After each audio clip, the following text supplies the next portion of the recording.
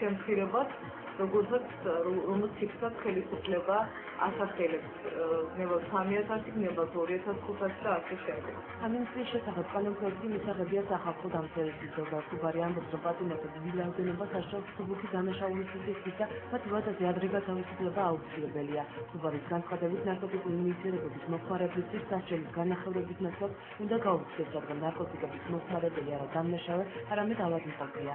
სახალხო დამცველისთვის ამინისტრის შესახებ კანონპროექტის შედგენა არასამთავრობო ორგანიზაციებთან და არასაბალანსო ოპოზიციასთან კონსულტაციების უნდა მოუხდარიყო. რამდენიმე მოხდა არის, რომელსაც მე პირადად მართლა ვამბობ, რომ პირველ რიგში უნდა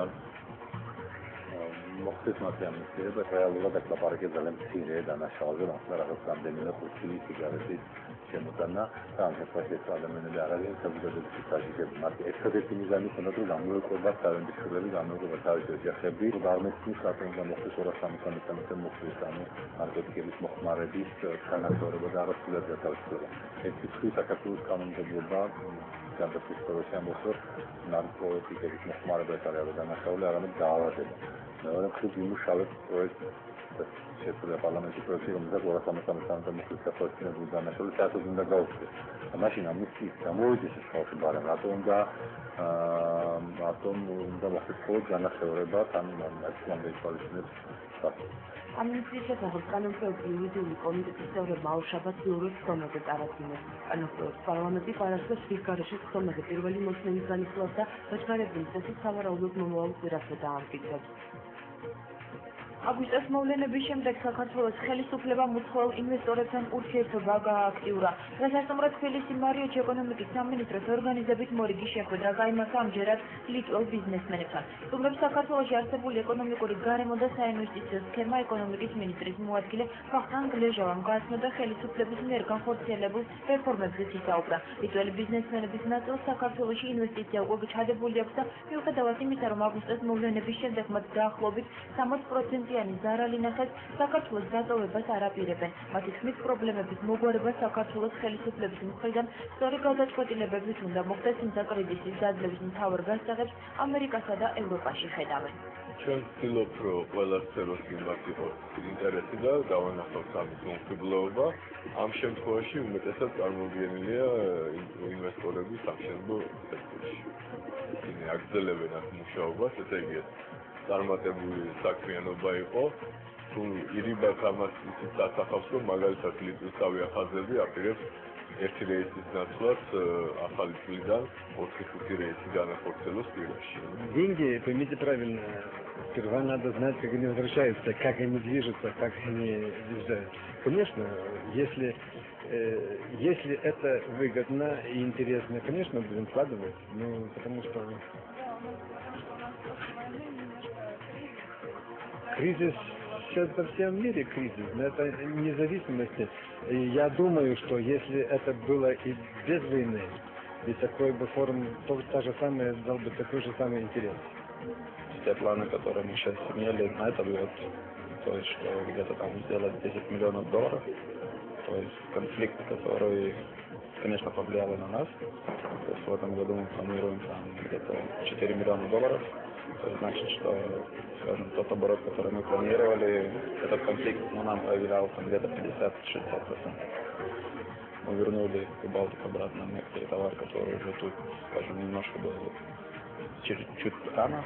Уже плывут несколько контейнеров нового товара, будем обновлять склады и будем дальше продавать. То есть много ведется работы с нашими партнерами. მთავრობა პარლამენტს 2009 წლის ბიუჯეტის პროექტს 15 ნოემბერს წარუდგენს. ბიუჯეტის პროექტში შესატან ცვლილებებთან დაკავშირებით სახელმწიფო კანცელარიაში დღეს მთავრობის ხდომა გაიმართა. ბიუჯეტში შესატანის ცვლილებები ფინანსთა მინისტრმა ნიკა გილაურმა პრემიერ-მინისტრს პირადად გააცნო. გილაურის განცხადებით ბიუჯეტის პროექტში გათვალისწინებულია სიხარბის ვარსქლემოს მყოფთა დახმარების გაზრდა. მათთვის 30 ლარიანი დახმარება იგივე დარჩება, ხოლო ოჯახის დამატებით თითოეულ წევრზე განსაზღვრული 12 ლარიანი დახმარება გაორმაგდება. ასევე ბიუჯეტში ასახულია საშემოსავლო და დივიდენდის გადასახადის შემცირება, რის შესახებაც მმართველმა გუნდმა გადაწყვეტილება გუშინ მიიღო. ფინანსთა მინისტრის განცხადებით ბიუჯეტის პროექტში გათვალისწინებულია პედაგოგებისთვის ხელფასების 50 ლარის მატებაც, რომელიც 2 ეტაპად მოხდება. 1 იანვრიდან პედაგოგების ხელფასი 25 ლარის, ხოლო 1 სექტემბრიდან კიდევ დამატებით 25 ლარით გაიზრდება. ასევე მოხდება ჯანდაცვის სისტემის პროექტების დაფინანსება. ქართულ საზოგადოების წევრებთან კონსულტაციების შედეგად საკანონმდებლო კუთხების წარმომადგენლებთან კონსულტაციების შედეგად გუშინ მივიღეთ მნიშვნელოვანი გადაწყვეტილება გადასახადების შემდგომ დაწევასთან დაკავშირებით. მე ახლა მინდა ხოლო ფინანსთა მინისტრს წარმოადგინოს და გაახმოვანოს ის დანარჩენი ინიციატივები, რომელსაც ჩვენ ვფიქრობთ, რომ უნდა იყოს ასახული მომავალი წლის ბიუჯეტში. ჯამში ასიგნებები 2020 ბიუჯეტის პროექტის გათვლილია დაახლოებით 6 მილიარდ 250 მილიონ ლარზე, ეს არის გამოგაცნობები. მინდა მოგახსენოთ მაგალითად, რომ სხვა 2017 წელს შედარებით 2017 იყო 5 მილიარდ 210 მილიონი, ხოლო 2018 წელს ევრობონდის გათვალისწინებით ეს იყო 7 მილიარდ 200 მილიონი ლარი, ანუ ევრობონდის გათვალისწინებით. გარდა ამისა, მთავარი ცვლილებები ფინანსების ძირითად რაც არის წარმოდგენილი ამ ბიუჯეტის დამეტებაზე არის შემდეგი.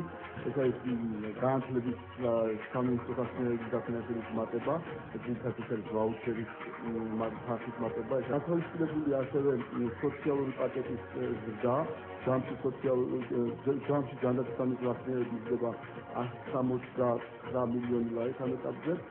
აქ გათვლილი არის პირველ რიგში პენსიების ძირითადი მატება, გათვლილი არის ასევე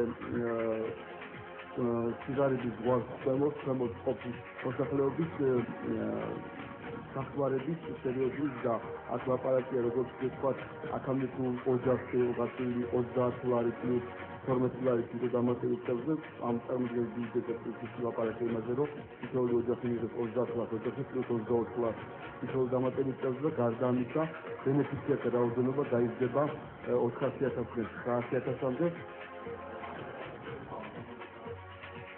ბანკი რესპუბლიკას ჯგუფის სოციეტე ჟენერალისა და საერთაშორისო სათათბირო კომპანია იმედი ელის წარმომადგენლებმა სტრატეგიულ პარტნიორობასა და საბანკო სათათბირო თანამშრომლობის ახალ საფეხურზე გადასვლასთან დაკავშირებით დღეს დოკუმენტი გააფორმეს. დოკუმენტის მიხედვით მხარეები თანამედროვე ტექნოლოგიების გამოყენებით ერთობლივ საბანკო სათათბირო საქმიანობას აწარმოებენ და მომხმარებელს მიმზიდველ პირობებს თავაზობენ. ერთად ნებისმიერი გაცემული კრედიტისას მისესხებლის სიცოცხლე, ხოლო იპოთეკური დაკრედიტების დროს მისესხებლის სიცოცხლესთან ერთად იპოთეკის საგამის დაიხოლა. როგორც ბანკ რესპუბლიკაში აცხადებენ, ასეთი გზით მისესხებელი უფრო მეტად იქნება დაცული იმ შემთხვევაში, თუ ექსპერტსარგება მისი გადახდის უნარიანობის საკითხი. იმედი ელსა და ბანკ რესპუბლიკას შორის გაფორმებულ ხელშეკრულებას მხარს უჭერს სოციეტე ჟენერალი და ევროპის რეკონსტრუქციის და განვითარების ბანკი. ჩვენი სამწლიანი თანამშრომლობის შედეგად მივიღეთ რეზულტატი, რაც გასაგებია მაგიდაზე დაიდო. და შესაბამისად სხვადასხვა კომპანია თავს მომხმარებლებს რესპუბლიკა ბანკის კლიენტებს თავაზობს უფრო კომფორტულ, უფრო იაფ და გაცილებით უფრო მაღალი ხარისხის გაცვლას.